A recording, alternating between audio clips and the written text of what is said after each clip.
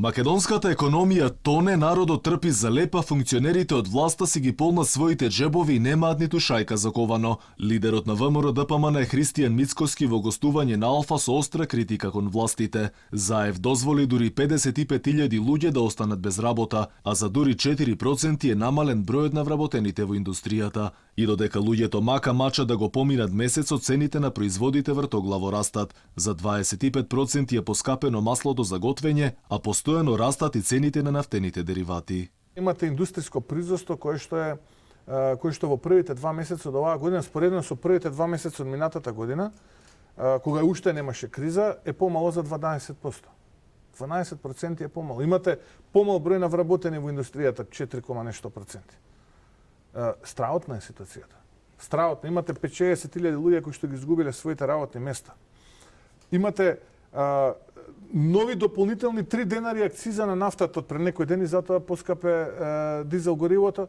Околу 115 милиони евра е новиот долг на државата за само 3 месеци, а тоа значи дека секое семејство веќе должи 220 евра, алармира Мицкоски. Капак на се и падот на капиталните инвестиции, кои сега се некаде околу 55,5 милиони евра.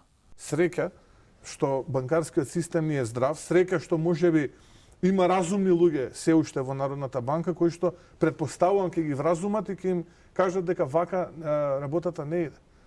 И за нив е можда ова све супер и блескаво и се полнат нивните приватни џебови, но народот нема леп да јаде. Треба да се свеста дека народот нема леп да јаде. Јас не мислам дека они размислуваат за народот и затоа се борам против овие луѓе.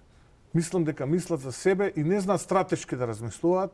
И додека бизнисите тонат, власта се фали со позитивни ефекти. Бројките се поразителни по сите параметри, но премиерот излезе со позитивни оценки, па дури и со очекување за раст на економијата годинава. Добрата кондиција на буџетот во првиот квартал и позитивните трендови што се препознаваат се должат на превземените мерки, но и на довербата на деловната заедница во мерките кои возможија стопанството да не работи во грч, туку да ја следи бизнис логиката, дури и во вакви услови.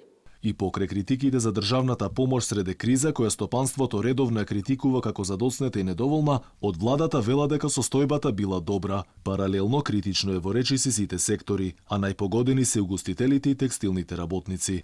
Најбитно во целата оваа ситуација е да не се препукаваат власта и опозицијата, дека мораме да знаеме сите треба да помогнеме да се преживее ова. Затоа што ако не се преживеува ниту власт, ниту опозиција, ниту позиција. Страшна е состојбата и мора ние како стопанственици навистина не можеме да сватиме да се бойкотираат седници. Она што е најбитно во моментот е да се спаси индустријата, да се спаси работникот и да се спасат фирмите. За евентуално ублажување на состојбата може да се зборува дури кон крајот на годинава, но само под услов ако има брза и ефикасна имунизација, но за жал тоа кај нас се уште го нема.